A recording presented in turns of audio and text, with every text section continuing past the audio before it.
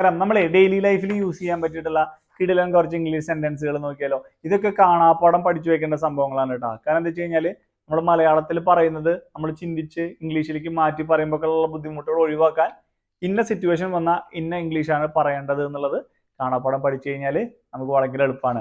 അപ്പൊ ഫസ്റ്റത്തെ സെന്റൻസ് എന്താന്ന് നോക്കട്ടോ. നമ്മൾ ഒരാളോട് ചോദിക്കുകയാണ് എന്താണ് നിങ്ങളുടെ അഭിപ്രായം, അല്ലെങ്കിൽ നിങ്ങൾക്ക് ഇതിനെ പറ്റിയിട്ട് എന്താണ് പറയാനുള്ളത് എന്ന് ചോദിക്കാൻ വേണ്ടിയിട്ട് നമ്മൾ ചോദിക്കില്ലേ, what do you think, what do you think.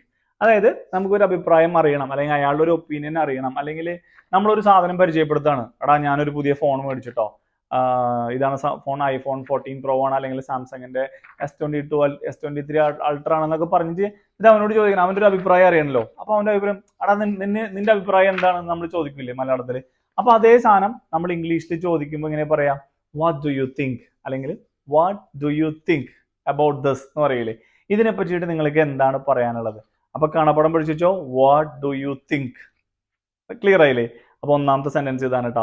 എൻ്റെ പേര് Shiju Thomas, welcome to my YouTube channel. ആദ്യമായിട്ട് ചാനൽ കാണുന്ന ആളുകളാണെന്നുണ്ടെങ്കിൽ നമ്മൾ ഇത്തരത്തിലുള്ള കുഞ്ഞു കുഞ്ഞു വീഡിയോകളാണ് ചെയ്യുന്നത്. അതായത് സാധാരണക്കാരായിട്ടുള്ള തുടക്കക്കാരായിട്ടുള്ള ആളുകൾക്ക് എങ്ങനെ അത്തരത്തിൽ ഇംഗ്ലീഷൊക്കെ എളുപ്പത്തിൽ പറഞ്ഞ് പഠിക്കാം, മിസ്റ്റേക്കുകൾ ഉണ്ടെങ്കിലും കോൺഫിഡൻസോട് കൂടിയിട്ട് ഉള്ള മിസ്റ്റേക്ക് ഒക്കെ വെച്ചിട്ട് എങ്ങനെ സംസാരിക്കാം എന്നുള്ളതൊക്കെയാണ് നമ്മുടെ ഈ മൊത്തം വീഡിയോകളിൽ സംസാരിക്കുന്നത് കേട്ടോ.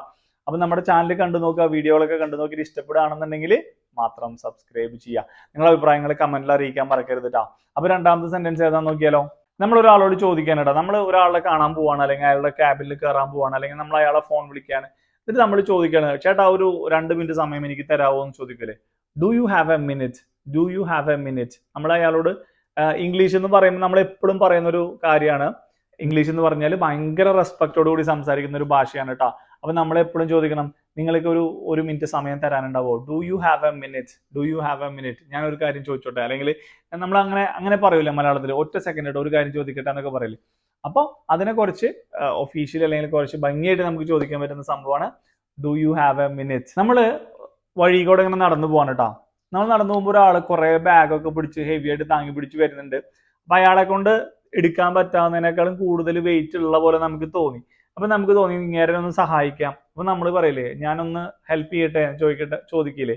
അപ്പൊ അത് നമുക്ക് ഇംഗ്ലീഷിൽ എങ്ങനെ ചോദിക്കാം, can I give you a hand, can I give you a hand. പഠിച്ചു വെച്ചോട്ടാ, can I give you a hand. ഞാൻ നിങ്ങൾക്ക് ഒരു കൈ തരട്ടെ എന്ന് പറയില്ലേ. ചേട്ടാ ഒന്ന് കൈ വെക്കട്ടെ. നമ്മൾ 2 രീതിയിൽ പറയട്ടോ മലയാളത്തിൽ. നമ്മൾ പറയില്ലേ, നമ്മളൊരാള് വണ്ടി ഉന്താണ്, അല്ലെങ്കിൽ ഒരു സാധനം നീക്കാണ്, ആൾക്ക് നീക്കാൻ പറ്റുന്നില്ല, ചേട്ടാ ഞാൻ ഒന്ന് കൈ വെക്കുന്നുണ്ടാ. അല്ലെങ്കിൽ നമ്മൾ പറയടാ ഒന്ന് കൈ വെച്ചടാ, ഒന്ന് കൈ വെച്ചടാ എന്ന് നമ്മൾ പറയില്ലേ. അതിന്റെ ശരിക്കർത്ഥം എന്നെ ഒന്ന് ഹെൽപ്പ് ചെയ്യുന്നൊക്കെ നമ്മൾ രീതിയിൽ പറയാണ്. അതേ സാധനം നമ്മൾ തിരിച്ചു ചോദിക്കുകയാണ്, ചേട്ടാ ഞാനൊന്ന് കൈ വെക്കട്ടെ, അല്ലെങ്കിൽ ചേട്ടാ ഞാനൊന്ന് ഹെൽപ്പ് ആക്കട്ടെ. Can I give you a hand, can I give you a hand.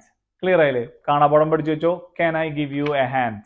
അപ്പൊ ആരെങ്കിലും എന്തെങ്കിലും സ്ട്രഗിൾ ചെയ്യണ കണ്ടാൽ നിങ്ങൾക്ക് സഹായിക്കാൻ പറ്റുന്ന സാഹചര്യമാണെന്നുണ്ടെങ്കിൽ നിങ്ങൾക്ക് പറയാം, can I give you a hand.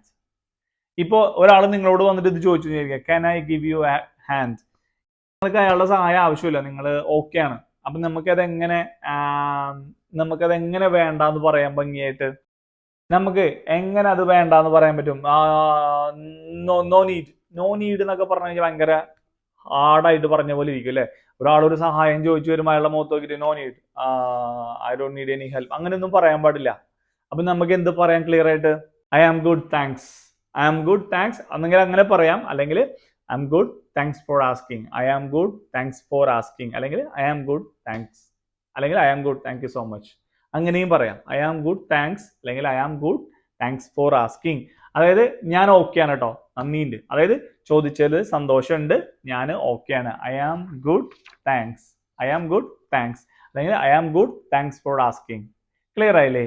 അപ്പൊ നമ്മളെന്നെ ഒരാൾ സഹായിക്കാൻ വരുമ്പോൾ നമ്മൾ എങ്ങനെ റെഫ്യൂസ് ചെയ്യാം? നമ്മൾ ഒരാളെ സഹായിക്കാൻ വരുമ്പോൾ ഒന്ന് മാത്രമല്ല കേട്ടോ, നമുക്ക് ഒരാൾ ഒരു കോഫി ഓഫർ ചെയ്തു, അല്ലെങ്കിൽ നമ്മളോട് ഒരാൾ എന്തെങ്കിലും ഒരു സാധനം ഓഫർ ചെയ്തു, അല്ലെങ്കിൽ നമ്മൾ എന്തെങ്കിലും ഒരു സാധനം പറഞ്ഞു, നമുക്കത് ഇഷ്ടപ്പെട്ടില്ല, നമുക്ക് വേണ്ട എന്ന് പറയുന്നതിന്റെ ഭയങ്കര ഭംഗിയുള്ള ഒരു വേർഷനാണ് I am good thanks, I am good thanks. അതായത് ഞാനെല്ലാം, എടാ നീ പറഞ്ഞ സാധനം എനിക്ക് വേണമെന്നില്ല, കാരണം എന്താ വെച്ച് കഴിഞ്ഞാൽ അല്ലാതെ തന്നെ ഞാൻ ഹാപ്പിയാണ്, ഐ ആം ഗുഡ്, ഞാൻ ഓക്കെ ആണ്, താങ്ക്സ്, ചോദിച്ചതിന് സന്തോഷം.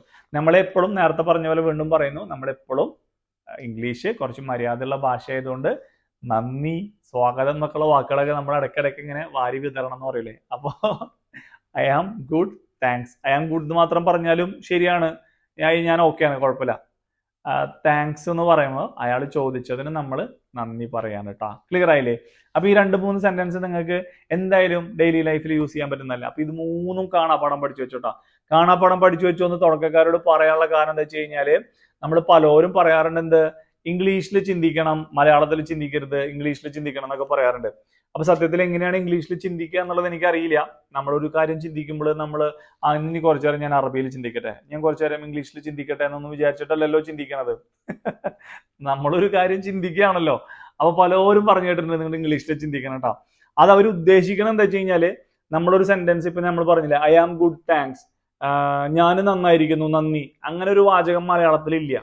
അതായത് നമ്മളിത് മലയാളത്തിലേക്ക് നേരെ കൺവേർട്ട് ചെയ്ത ഐ ആം ഗുഡ് എന്ന് പറഞ്ഞാൽ ഞാൻ നല്ലതാണ്, താങ്ക് യു, നന്ദി, ഞാൻ നല്ലതാണ്, നന്ദി, അങ്ങനെ ഒരു പ്രയോഗം നമ്മുടെ മലയാളത്തിലില്ല. നമ്മൾ പറയും ഇല്ല കുഴപ്പമില്ല കേട്ടോ, വലിയ ഉപകാരം, ചോദിച്ചതിന് നന്ദി, ഇല്ല എനിക്ക് എന്നെ കൊണ്ട് ചെയ്യാൻ പറ്റുന്നതാണെന്നൊക്കെ നമ്മൾ പറയും, നീട്ടി ചുരുക്കിയൊക്കെ പറയും നമ്മൾ സിറ്റുവേഷൻ അനുസരിച്ച്.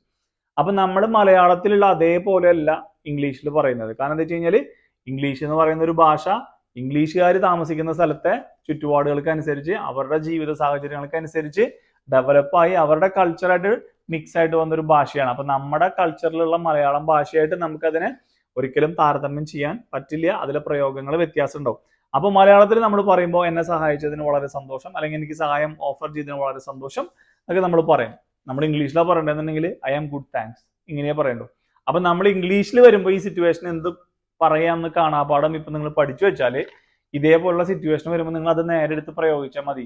ഇതിന്റെ അർത്ഥം എന്താണ്, അല്ലെങ്കിൽ ഇത് ഇങ്ങനെയാണോ വരിക എന്നൊന്നും ചിന്തിക്കേണ്ട ആവശ്യമില്ല. I am good thanks. അപ്പൊ കേൾക്കുന്ന ആൾക്ക് മനസ്സിലായി കുഴപ്പമില്ല, അവർക്ക് ഹെൽപ്പ് വേണമെന്നില്ല എന്നുള്ളത്. ക്ലിയർ ആയില്ലേ? അപ്പൊ അതുകൊണ്ടാണ് നമ്മൾ പറയുന്നത് ഇങ്ങനെ കാണാപ്പാഠം പഠിച്ചു കഴിഞ്ഞാൽ തുടക്കക്കാരായിട്ടുള്ള ആളുകൾക്കാണ് ഇതൊക്കെ നമ്മൾ പറയുന്നത്. നിങ്ങൾ അത്യാവശ്യം ഇംഗ്ലീഷ് പറയുന്ന ഒരാളാണെങ്കിൽ നിങ്ങൾ വിചാരിക്കും ഇവന്തിനെ കാണാപ്പാഠം പഠിക്കാനൊക്കെ പറയുന്നത്, ഇതൊക്കെ നമുക്ക് ആലോചിച്ച് പറഞ്ഞുകൂടെ എന്ന് ചിന്തിക്കുന്ന ഒരുപാട് ആളുകൾ ഉണ്ടാവും. എങ്ങനെയാണെന്നുണ്ടെങ്കിൽ നിങ്ങൾ കുറച്ചുകൂടി അഡ്വാൻസ് ആയിട്ടുള്ള ഒരാളാണ്. നമ്മൾ വളരെ തുടക്കക്കാരായിട്ടുള്ള ബേസിക് ആയിട്ടുള്ള പഠിച്ചു വരുന്ന കുട്ടികൾ, അല്ലെങ്കിൽ ജസ്റ്റ് ജോലിക്ക് കയറിയിട്ടുള്ള ആളുകൾ, അല്ലെങ്കിൽ ജോലിക്ക് കയറിയാലും സീനിയർ ആയാലും അത്യാവശ്യം ഇംഗ്ലീഷ് തീരെ അറിയാത്ത ആളുകൾക്കുള്ള വീഡിയോ ആണ് നമ്മൾ ചെയ്യുന്നത്. അപ്പൊ അതുകൊണ്ടാണ് ഞാൻ ഇങ്ങനെ പറയുന്നത്. അപ്പൊ ഈ വീഡിയോനെ പറ്റിയുള്ള നിങ്ങളുടെ അഭിപ്രായങ്ങളൊക്കെ കമന്റിൽ അറിയിക്കട്ടാ. അടുത്ത വീഡിയോയിൽ കാണാം. Take care, bye bye.